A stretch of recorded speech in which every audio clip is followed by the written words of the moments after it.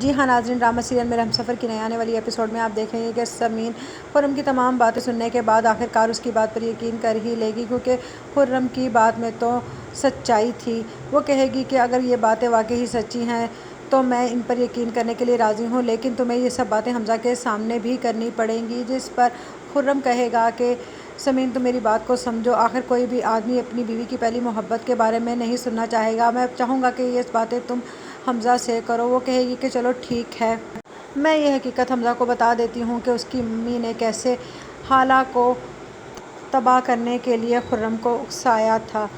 وہ یہ تمام باتیں جب حمزہ سے کہے گی تو حمزہ کہے گا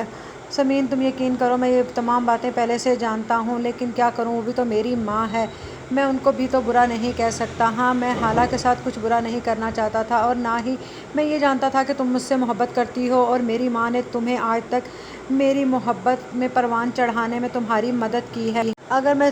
تھوڑا سا بھی اس بارے میں جانتا ہوتا تو میں تمہیں پہلے سے ہی روک دیتا، کیونکہ میں نے تمہارے بارے میں کبھی ایسا سوچا ہی نہیں تھا۔ جس پر سمین کہے گی چلو ٹھیک ہے، جو ہونا تھا حمزہ وہ تو ہو گیا، میں چاہتی ہوں کہ تم حالہ کی زندگی تباہ ہونے سے بچا لو، کیونکہ تمہاری امی نے آج تک اس پر اتنے ظلم کیے ہیں کہ اگر تم یہ سنو گے تو تمہارے تو رونگٹے ہی کھڑے ہو جائیں گے۔ اور ہاں اگر تمہیں حالہ کو لینے جانے میں میری مدد کی ضرورت ہے تو میں ضرور تمہارے ساتھ حالہ کو لینے جاؤں گی۔ آخر مجھے بھی تو اس سے اپنی غلطی کی معافی مانگنی ہے، کیونکہ آج تک میں نے بھی اس پر ہی الزام لگائے کہ تم نے مجھ سے میرا حمزہ چھین لیا۔